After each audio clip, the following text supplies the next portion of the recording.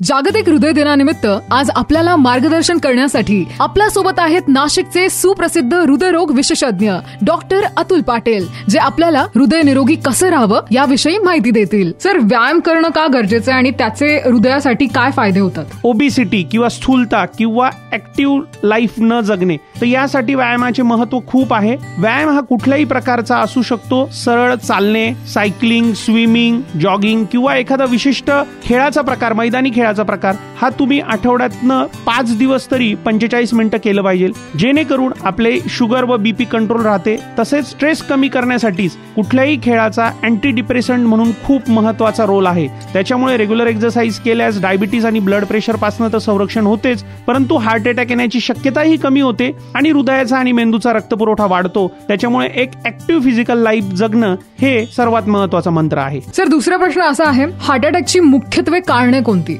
जसे तुम्हाला माहित आहे की हार्ट अटॅक हा आपल्याकडे जवळजवळ आता एक मोठा गंभीर प्रश्न झाला आहे.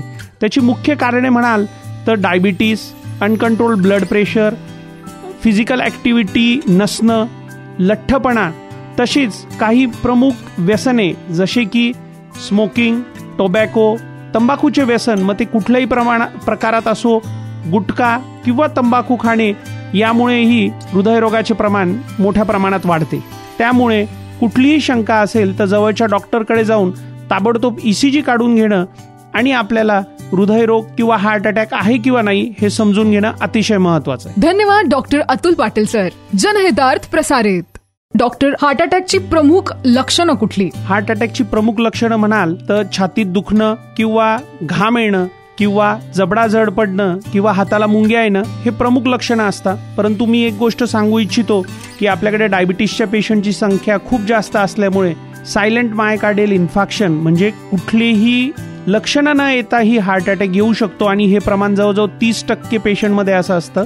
अशा वेळेस फक्त छातीत थोडंसं दुखणं किंवा थकवा वाटणं अशी ही लक्षणं हार्ट अटॅकची असू शकतात. त्यामुळे कुठलीही शंका असेल तर जवळच्या डॉक्टरकडे जाऊन ताबडतोब ECG काढून घेणं आणि आपल्याला हृदयरोग किंवा हार्ट अटॅक आहे किंवा नाही हे समजून घेणं अतिशय महत्वाचं आहे. तर स्ट्रेसचा हृदयावर नेमका कसा परिणाम होतो? स्ट्रेस हा अतिशय महत्वाचा घटक आहे आणि स्ट्रेसच्या बाबतीत एक दुर्दैवी गोष्ट अशी आहे, स्ट्रेस मोजण्यासाठी आपल्याकडे कुठले साधन नाही. आपण बऱ्याच वेळा एकमेकांशी गप्पा मारतानाही म्हणत असतो, अरे मागच्या 5 दिवसांपासून मला खूप स्ट्रेस आहे, परंतु तो स्ट्रेस मोजता येत नाही. आणि आता असे आढळून आले आहे की स्ट्रेस किंवा टेन्शन हे फक्त हार्ट अटॅक साठीच नाही तर बीपी वाढण्यासाठी आणि शुगरसाठी तसेच लठ्ठपणासाठीही एक महत्वाचे कारण आहे. स्ट्रेसमुळे शरीरात काही असे हार्मोन्स रिलीज होतात ज्याचा हृदयावर आणि मेंदूवर डायरेक्टली आणि इनडायरेक्टली परिणाम होऊन धमन्या कडक होता आणि ब्लड प्रेशर वाढते. त्याच्यामुळे स्ट्रेस असल्यास तो लवकरात लवकर ओळखणे, तो स्ट्रेस कमी करण्यासाठी बाकीची उपाययोजना करणेही तेवढेच महत्वाचे आहे. सर, उच्च रक्तदाब म्हणजे नेमकं काय आणि त्याचे उपाय कुठले?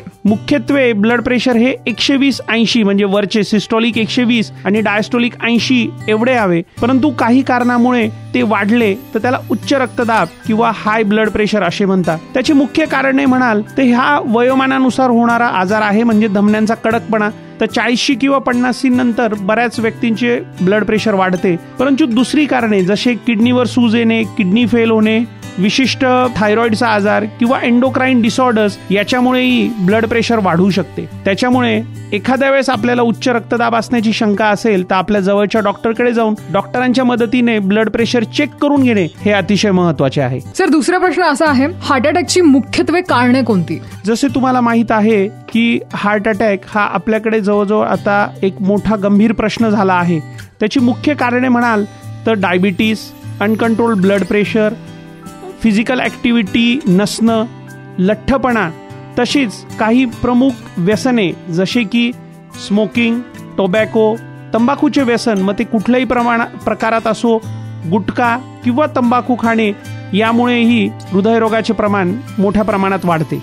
त्यामुळे कुठलीही शंका असेल तर जवळच्या डॉक्टरकडे जाऊन ताबडतोब ECG काढून घेणं आणि आपल्याला हृदयरोग किंवा हार्ट अटॅक आहे किंवा नाही हे समजून घेणं अतिशय महत्वाचं आहे. धन्यवाद डॉक्टर अतुल पाटील सर. जनहितार्थ प्रसारित.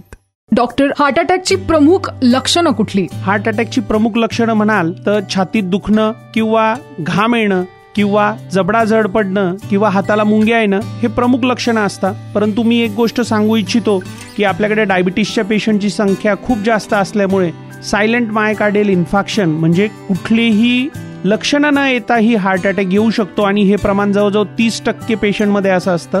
अशा वेळेस फक्त छातीत थोडंसं दुखणं किंवा थकवा वाटणं अशी ही लक्षणं हार्ट अटॅकची असू शकतात. त्यामुळे कुठलीही शंका असेल तर जवळच्या डॉक्टरकडे जाऊन ताबडतोब ECG काढून घेणं आणि आपल्याला हृदयरोग किंवा हार्ट अटॅक आहे किंवा नाही हे समजून घेणं अतिशय महत्वाचं आहे. धन्यवाद डॉक्टर अतुल पाटील सर. जनहितार्थ प्रसारित.